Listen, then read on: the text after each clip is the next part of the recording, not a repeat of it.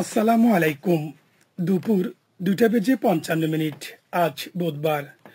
বাংলাদেশ বেতার কক্সবাজার স্থানীয় খবরে স্বাগত জানাচ্ছি এস জসিম। সেন্ট মার্টিনের পরিবেশ ও জীববৈচিত্র্য রক্ষায় আজ থেকে কার্যক্রম শুরু করেছে পরিবেশ অধিদপ্তর। দ্বীপে পরিষ্কার পরিচ্ছন্নতার পাশাপাশি সেখানে নানা জনসচেতনতামূলক কার্যক্রমও চালাচ্ছে সংস্থাটি।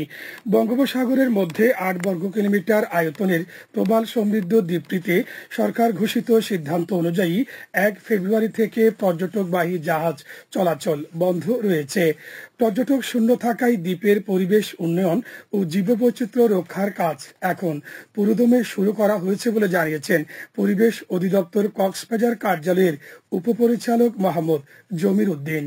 তিনি বলেন, 2 ফেব্রুয়ারি উচ্চ পর্যায়ের বৈঠকে সেন্ট মার্টিন দ্বীপের সুরক্ষায় গুরুত্বপূর্ণ কিছু সিদ্ধান্ত হয়।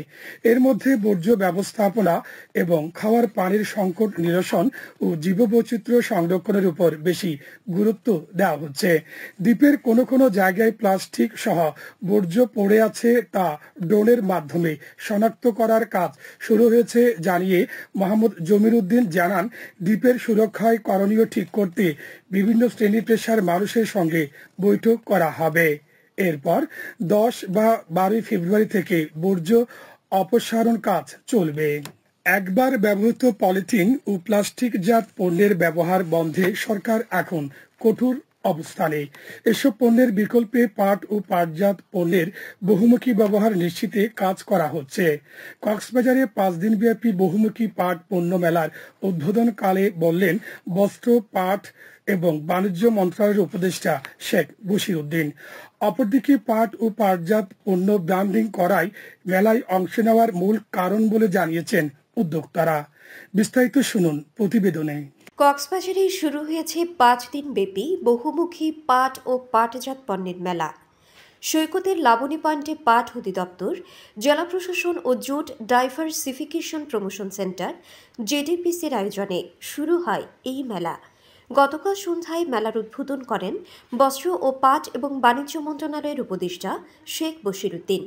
জেলা প্রশাসক মোহাম্মদ সালাউদ্দিনের সভাপতিত্বে এ সময় পাট অধিদপ্তরের পরিচালক সত্যকাম সেন, পুলিশ সুপার মোহাম্মদ রহমতুল্লাহ সহ আরও অনেকে উপস্থিত ছিলেন। উদ্বোধন অনুষ্ঠান শেষে মেলার বিভিন্ন স্টল পরিদর্শন করেন উপদেষ্টা শেখ বশির উদ্দিন। একবার ব্যবহৃত পলিথিন ও প্লাস্টিকজাত পণ্যের ব্যবহার বর্জনে পাটজাত পণ্যের ব্যবহার নিশ্চিত করতে বৈচিত্র্যময় এই পাট মেলার আয়োজন বলে জানান উপদেষ্টা। বর্তমান সরকার পলিথিন একবার ব্যবহারযোগ্য পলিথিনকে নিষিদ্ধ ঘোষণা করেছে এবং পরিবেশ মন্ত্রণালয়, বিশেষ করে পরিবেশ উপদেষ্টা, এই ব্যাপারে ব্যক্তিগতভাবে খুবই আগ্রহী এবং আমরা একত্রে কাজ করছি কিভাবে এই পণ্যের ব্যবহারকে আমরা আরো বাড়াতে পারি এবং একবার ব্যবহারযোগ্য যে পলিথিন সেটাকে আমরা কিভাবে একবারে বের করে দিতে পারি। আমাদের প্রচেষ্টার অন্ত নেই, আমরা একত্রিতভাবে কাজ করছি এবং আশা করি ইনশাল্লাহ আমরা সফল হব। এদিকে মেলায় আসা উদ্যোক্তারা বেচা বিক্রি ভালো উল্লেখ করে বলেন, পাট ও পাটজাত পণ্য ব্র্যান্ডিং করতেই মেলায় অংশ নেয়া। বেচা কিনা আজকে তো প্রথম আসলাম, তারপর একটু মোটামুটি আলহামদুলিল্লাহ ভালো। আমি মূলত ব্যাগের ব্র্যান্ডিং করছি, কারণ এখন আমাদের যেহেতু পাটের ব্যাগটা অনেক এমার্জেন্সি, কারণ আমরা সবাই আসলে পলিথিন ইউজ করতেছি। বিশেষ করে সুপার শপগুলোতে যদি পাটের ব্যাগ, এরকম একটা পাটের ব্যাগ থাকলে সে অনায়াসে 2-3 বছর ইউজ করতে পারবে। আমি এই শোপিস আইটেম নিয়ে আমি মেলায় অংশগ্রহণ করেছি। মেলায় 50টি স্টলে বিক্রি হচ্ছে পাট দিয়ে তৈরি বহুমুখী পণ্য। প্রতিদিন সকাল 10টা থেকে রাত 8টা পর্যন্ত চলবে এই মেলা। শেষ হবে 8 ফেব্রুয়ারি। ডেস্ক রিপোর্ট, বাংলাদেশ বেতার, কক্সবাজার। টেকনাফ সীমান্তে অভিযান চালিয়ে 2,00,000 ইয়াবা ও 1 বোতল বিদেশি মদ উদ্ধার করেছে বিজিবি। আজ ভোররাতে উপজেলার নীলা ইউনিয়নের জেলেপাড়া এলাকায় এই অভিযান চালানো হয় বলে জানিয়েছেন 2 বিজিবি টেকনাফ ব্যাটালিয়নের অধিনায়ক লেফটেন্যান্ট কর্নেল আশিকুর রহমান। তিনি জানান, মিয়ানমার থেকে মাদকের একটি বড় চালান বাংলাদেশে পাচার হয়ে আসার খবর পেয়ে অভিযানে নামে বিজিবি। আভিযানিক দলের টহল চলাকালে ডাফ নদী সীমান্ত পার হয়ে 3 ব্যক্তি মাদক দ্রব্য সহ বাংলাদেশে ঢোকার চেষ্টা করে। এ সময় বিজিবির উপস্থিতি টের পেয়ে 3টি প্লাস্টিকের ব্যাগ ফেলে পালিয়ে যায় মাদক কারবারিরা। পরে এসব বস্তা তল্লাশি করে 2,20,000 পিস ইয়াবা ও 1 বোতল বিদেশি মদ উদ্ধার করা হয় বলে জানান বিজিবির এই কর্মকর্তা। আবহাওয়া আগামীকাল দুপুর 12টা পর্যন্ত 24 ঘন্টার পূর্বাভাসে বলা হয়েছে অস্থায়ীভাবে আংশিক মেঘলা আকাশ সহ আবহাওয়া প্রধানত শুষ্ক থাকতে পারে।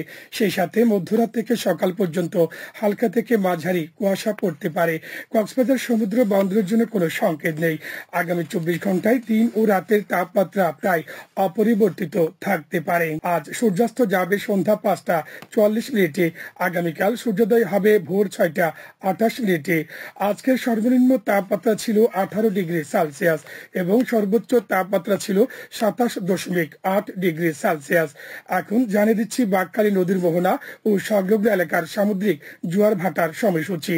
আজ ভাটা শুরু হবে বিকেল 3:34, চলবে রাত 10:05 পর্যন্ত।